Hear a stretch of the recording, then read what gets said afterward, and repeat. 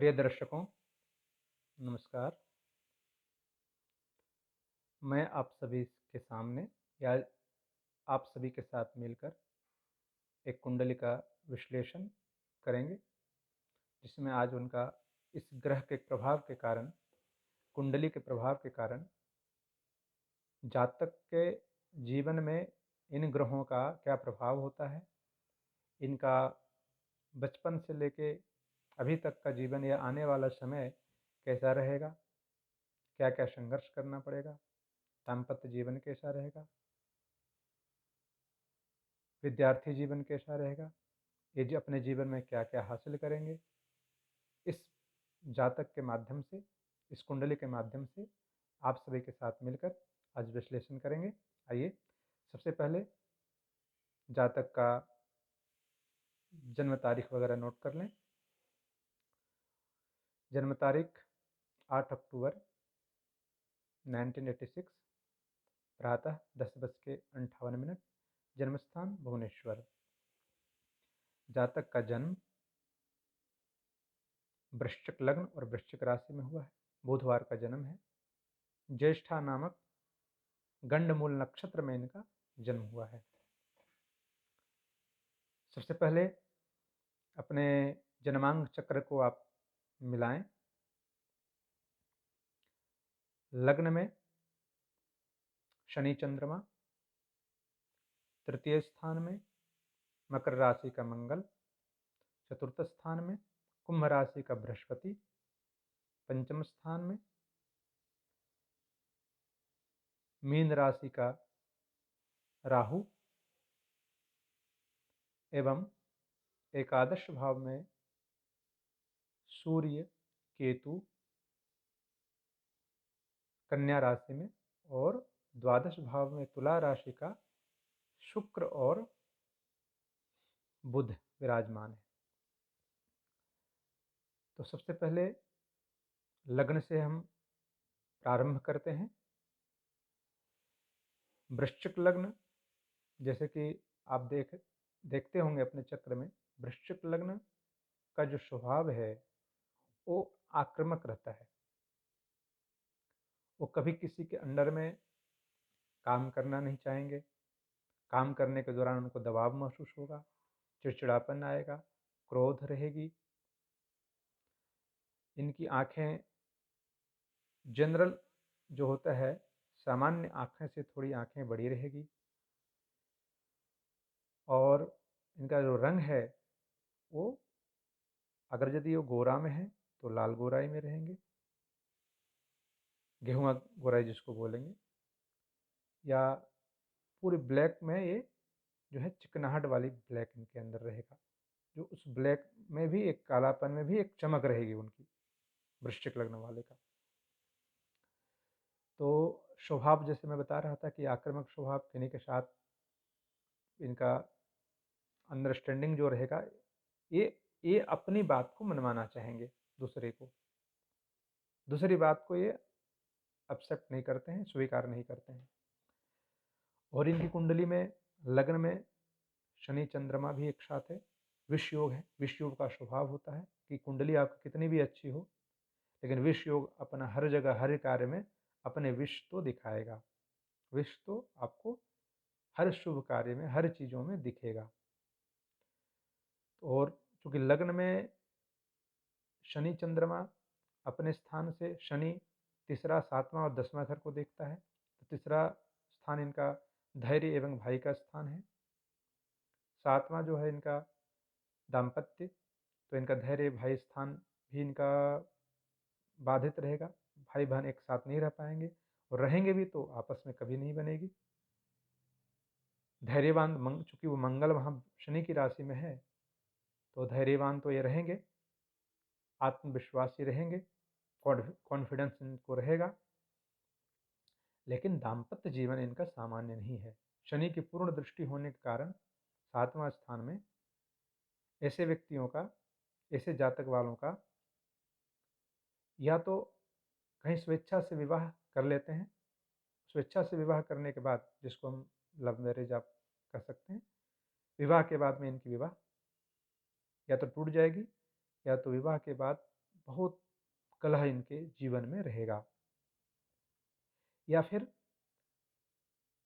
स्वेच्छा से विवाह करने के इच्छुक रहते हैं, बहुत रिलेशनशिप में बहुत आगे तक भी इनका बढ़ जाता है रिलेशनशिप, लेकिन विवाह नहीं हो पाता, फिर ये माता पिता के अनुसार विवाह करते हैं। यानी कहने का मतलब ये है कि इनका एक विवाह, एक रिलेशनशिप इनका टूटने का है, या तो विवाह से पहले टूटे या विवाह होने के बाद टूटे। और जब विवाह हो जाती है, विवाह के बाद भी इनका दाम्पत्य जीवन में एक जैसा नहीं रहता है, कुछ न कुछ इनकी परेशानी बनी रहेगी हमेशा। और चूंकि स्वभाव का भी, वृश्चिक लग्न का स्वभाव जो मैंने बताया, उससे भी इनके प्रॉब्लम आता है। और कुछ शनि की पूर्ण दृष्टि दाम्पत्य जीवन में होने के कारण भी ये है। दसम दृष्टि शनि का पिता स्थान में, कर्म स्थान में है, क्योंकि ये बहुत मेहनती रहेंगी, मेहनत से हर चीज को पाने वाली रहेंगी। लेकिन पिता के साथ इनका एक साथ रहने से वैचारिक मतभेद होगा, या तो दूर में रहेंगे दोनों अलग अलग। दूर में रहेंगे तो स्वाभाविक है कि वो वाद विवाद की स्थिति नहीं बनेगी, वैचारिक मतभेद नहीं रहेगा, ज़्यादा नहीं दिखने को मिलेगा। लेकिन जब एक साथ ये रहेंगे तो इनको वैचारिक मतभेद की पिता के साथ में सामना करना पड़ेगा, और हमेशा एक दूसरे से झगड़ने की स्थिति भी आ जाएगी। और जैसे मैं बता रहा था कि इनका दूसरा स्थान का स्वामी गुरु है, और पंचम स्थान का स्वामी भी गुरु है। गुरु चतुर्थ भाव में विराजमान है इनका, तो इनका एक कुटुंब को चाहने वाली रहेंगी, परिवार को बहुत चाहेगा, चाहने वाला इनका ग्रह है। चाहे वो ससुराल में जाए लड़की हो तो, या वो अपने घर में रहे, वो माता को, कुटुंब को चाहेंगी, बहुत चाहेंगी, और वो अपने तरफ से पूर्ण प्रयास रहेगा कि उनको पूर्ण सुख दिया जाए। और इनकी जातक में पंचम स्थान में राहु होने के कारण ये निर्णय जल्दी नहीं ले पाती, यानी या तो बहुत जल्दीबाजी में लेती हैं, या तो बहुत देरी से लेती है, तो सही समय पे सही निर्णय इनसे नहीं हो पाता, दुविधा की स्थिति बनी रहती है। क्योंकि ये बुद्धि के तेज हैं, इनका शिक्षा, अच्छे दर्जे की शिक्षा प्राप्त इनको होगा, और इनको फाइनेंस सेक्टर में ये शिक्षा को प्राप्त करेंगे, फाइनेंस चीज़ों में शिक्षा को इनको मिलेगा, और गवर्नमेंट जॉब की, बैंक इत्यादि में इनको पूर्ण रूप से योग बनता है।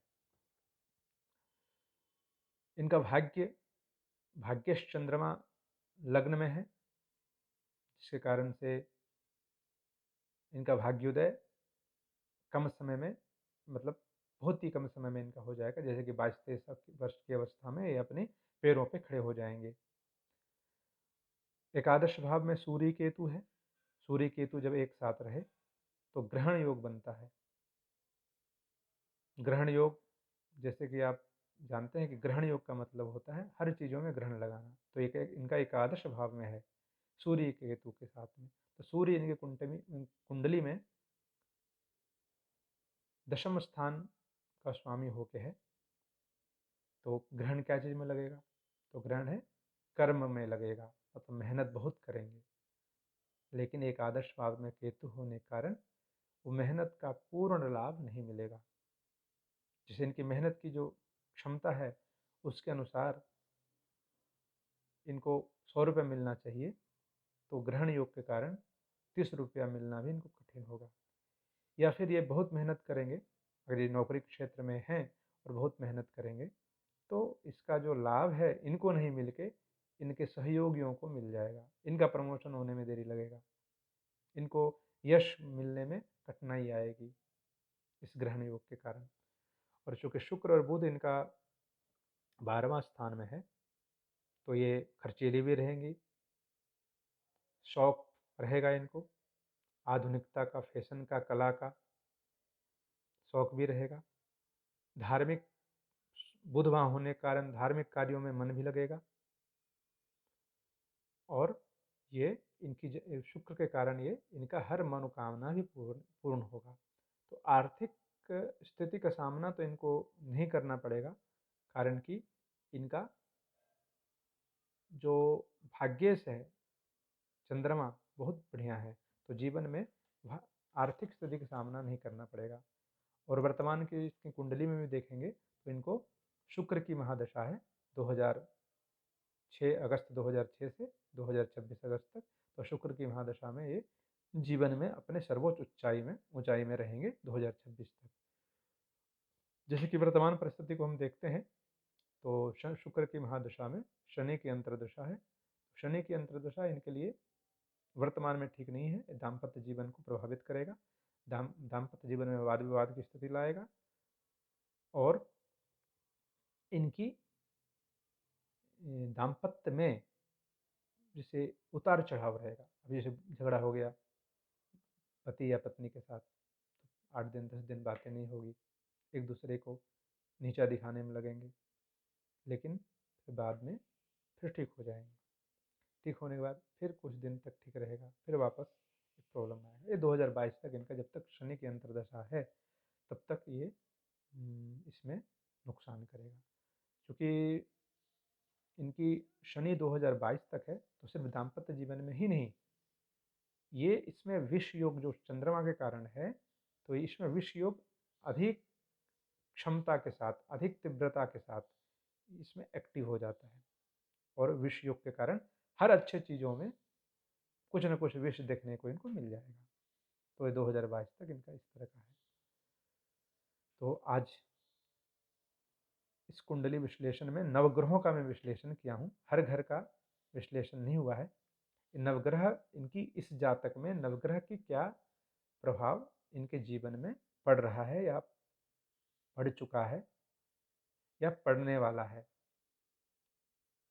मूल रूप से। तो ये चीज़ आप सभी के सामने इसका विश्लेषण किए हैं। अगली बार फिर नई कुंडली के साथ में आप सभी के सम्मुख, आप सभी के साथ मिलके एक नई कुंडली का विश्लेषण करेंगे। तब तक के लिए नमस्कार।